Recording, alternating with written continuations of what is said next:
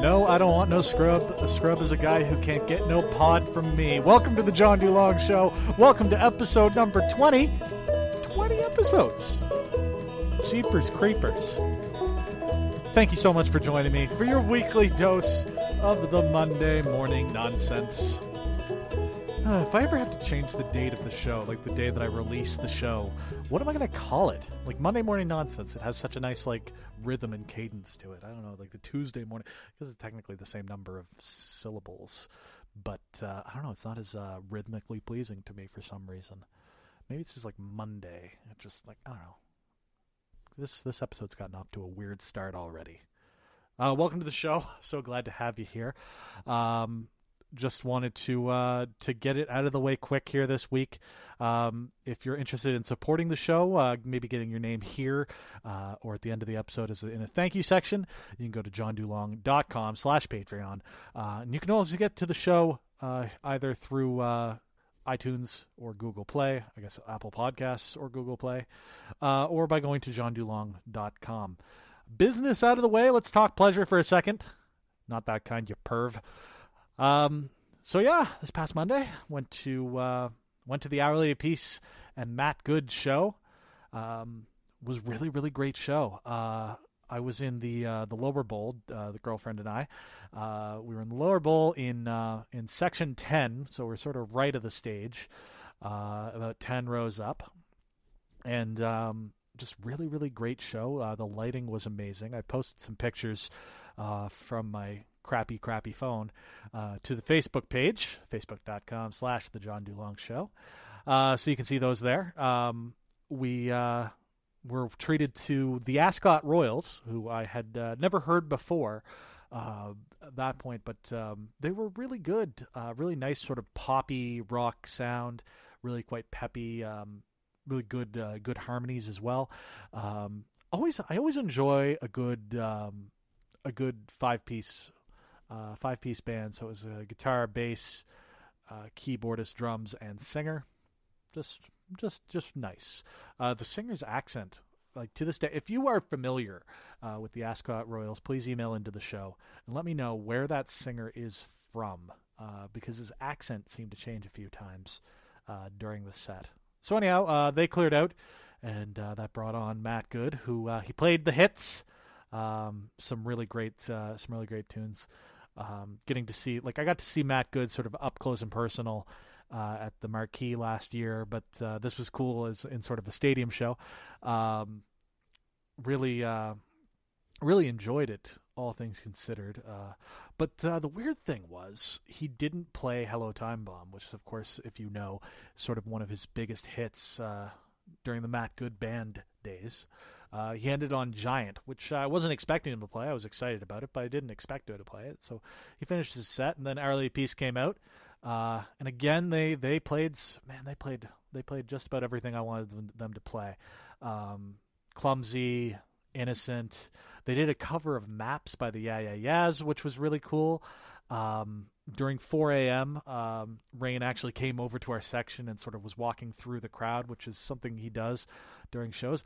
What I'll say is, Rain made I'm not going to say he's a bad singer, because that's just, patently false to my mind, but I think that he's, what's a good way to put this? He's ambitious in studio, which can make for a difficult live performance. And, sometimes he can be a little bit rougher than he would be otherwise.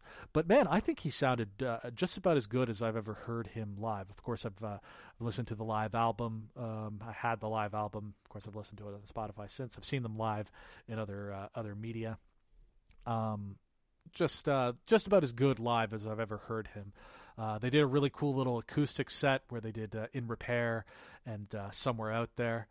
And then during the encore, he says, we're going to try something. I need some help from my friends.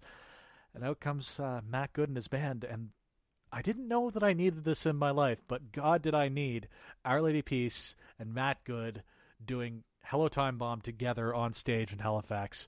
And then, of course, they ended with Starseed, which was it just sent everybody home really happy. Really solid evening out. Really enjoyed it. 5 stars. Would recommend. 10 out of 10. Etc. Debbie won at Christmas gifts, I think, is the overall understanding of how things went there. So really enjoyed that. Really great time. So what's going on in the show this week? We're going to talk about Martin Shkreli, and just if there was ever a case for karma being a real thing, there it is. Also going to talk about Liverpool Football Club. Of course, this past Saturday was a big match at Old Trafford against Manchester United. Got some thoughts there. Like I said, business end of the season. Also, 0-0 draw at home to Porto, which was enough, based on our 5-0 performance, to send us into the quarterfinals. Champions League, first time in like 9 years. So that's exciting.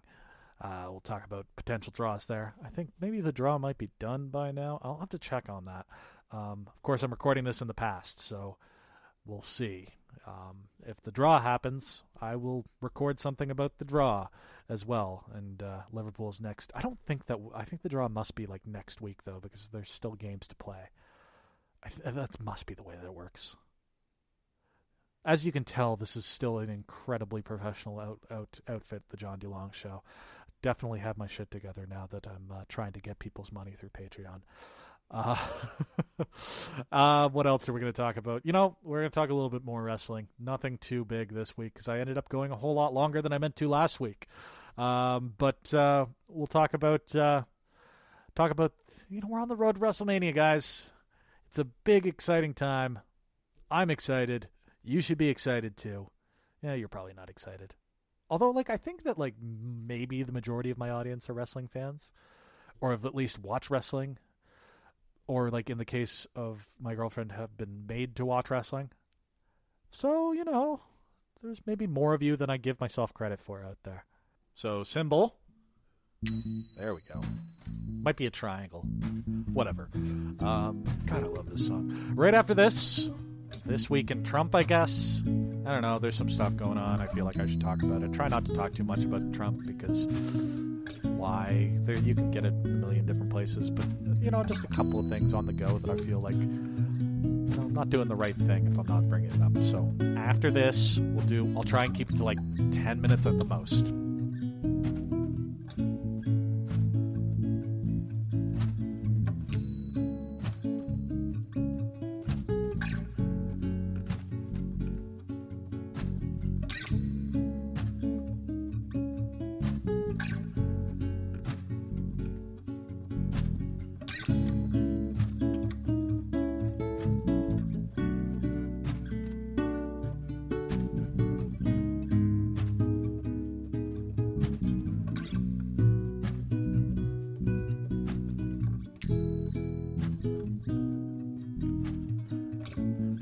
So I'm a bit of a news junkie. I think I've made that clear on this show. I enjoy keeping up with the news. I listen to far more podcasts than are probably healthy for me to listen to, and a fair chunk of those are current events related.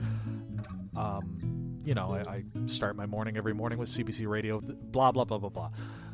I swear, it's getting harder and harder for me to parse out what's actually important in the current sort of media landscape.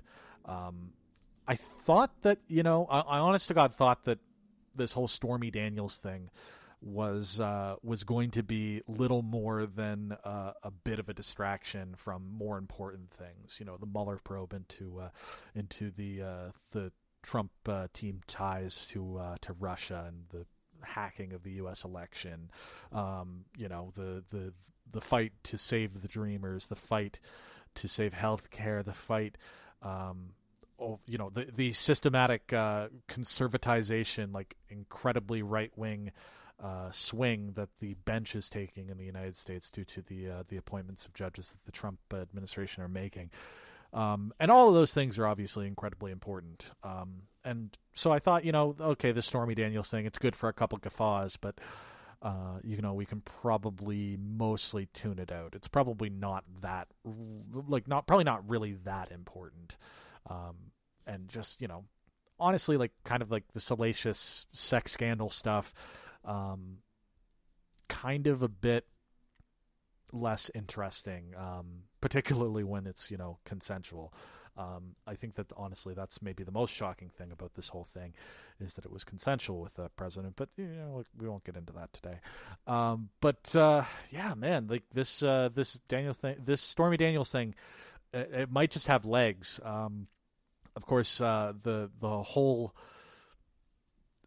way that the story's sort of playing itself out now is that that the alleged hush money payout that Stormy Daniels was given, she was given some money to sign an NDA. First of all, like, that contract might be void, and that's what the current legal battle is about whether or not she can actually tell her story publicly, whether or not she has a gag order. I did hear a pretty funny clip. I think she was on Kimmel, where Kimmel was asking her, so you can't say whether or not you have a gag order, and she's like, right, I can't discuss that. It's like, yeah, but if you didn't have a gag order, you could say that you didn't have a gag order. She was like, you're a very smart man, Jimmy. But it's interesting because the sort of legal ramifications for the president's team is this may end up being an illegal contribution to the Trump campaign from Trump's lawyer. So Trump's story goes that Trump's lawyer was the one who paid, I don't have the exact figure in front of me, but several thousands of dollars to Stormy Daniels to cover up an alleged affair that she had with Donald Trump. I think it was 8 months after his youngest son Barron was born.